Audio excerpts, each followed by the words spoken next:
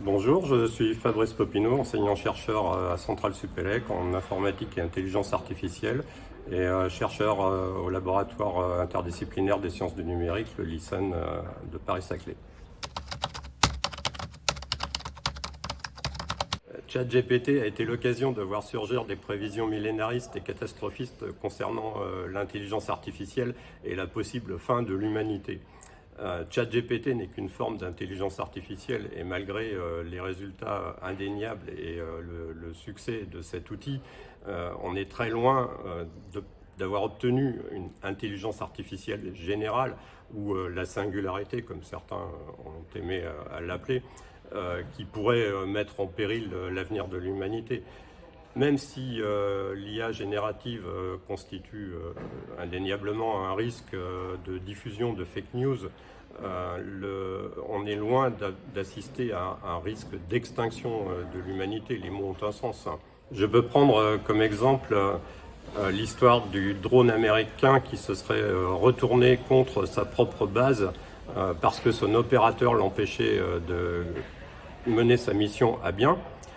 Cette information a été reprise dans nombre de grands médias comme étant avérée, alors qu'en fait, aucun programme d'intelligence artificielle n'était mis en jeu dans ce scénario. C'était un scénario de science-fiction qui a été construit effectivement par une unité de l'armée américaine, mais qui, encore une fois, ne mettait en jeu aucun programme d'intelligence artificielle.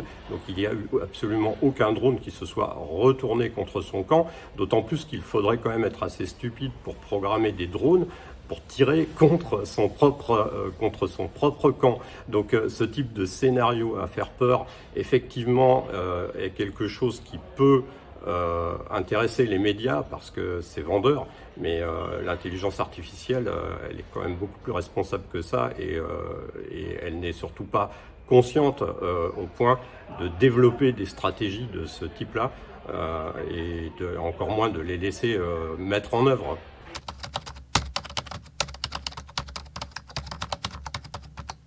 Un chat GPT est très loin d'une intelligence artificielle générale, même si celle-ci pouvait exister, dans la mesure par exemple où ChatGPT ne dispose d'aucune autonomie, il ne peut pas prendre d'initiative.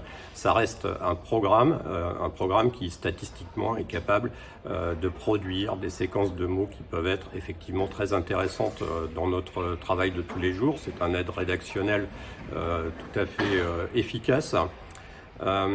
ChatGPT reste malgré tout entaché de beaucoup d'erreurs. Il a fallu du temps pour obtenir des benchmarks, des évaluations réalistes de sa capacité. Et on s'aperçoit que quand on le met face à des situations difficiles, il est encore très loin de la perfection, puisqu'il a été évalué à un taux d'environ 60% de robustesse, de pertinence face à des phrases difficiles. Ce qui veut dire que plus de 30% du temps, il écrit des choses qui sont effectivement fausses ou non pertinentes ou incorrectes.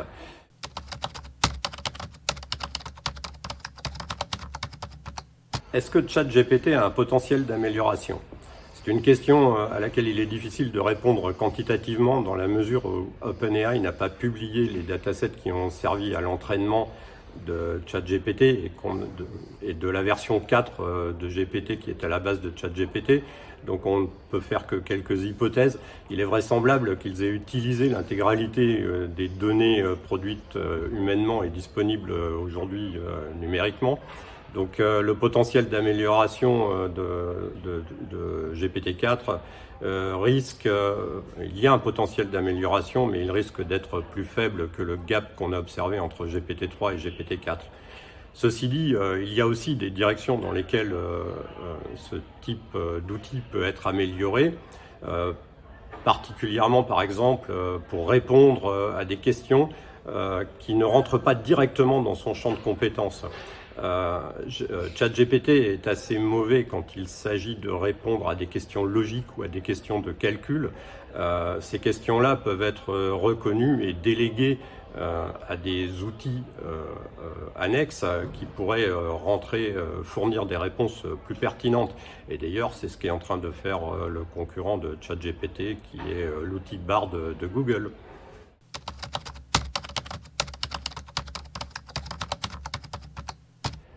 L'intelligence artificielle, ChatGPT, sont des révolutions qui font partie de la révolution numérique. Elles ne sont pas exemptes de risques pour la société. Il y a des risques qui sont évoqués fréquemment, comme le risque démocratique avec la diffusion de fake news, mais on n'a pas attendu de ChatGPT pour que les réseaux sociaux soient envahis par des fake news qui sont propagées à grande échelle, donc le risque est numérique. L'IA générative peut effectivement l'amplifier. Un autre risque qui est souvent évoqué, c'est celui de la disparition de certains métiers. Ça peut arriver, mais on a prédit la disparition des radiologues il y a 10 ans. Les radiologues sont toujours en activité. On a prédit la disparition des camionneurs, qui est le métier le plus répandu aux États-Unis, et ils sont toujours là. Chaque révolution technologique apporte son lot de changements. On en a subi d'autres par le passé. La société a toujours fini par s'adapter. Il peut y avoir des périodes difficiles, des périodes de transformation, il y aura des périodes d'adaptation, mais l'humain a aussi besoin de son activité, a besoin de son économie. Donc on peut espérer que la société passe au-delà de ces outils et finisse par en trouver le meilleur usage.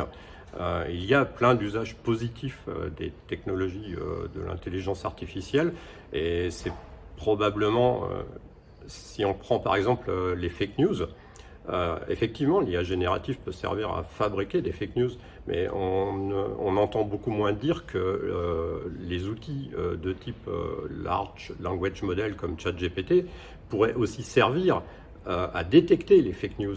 Et donc toute médaille a son revers. Il y a des aspects positifs, il y a des aspects négatifs de l'usage qu'on peut faire des outils.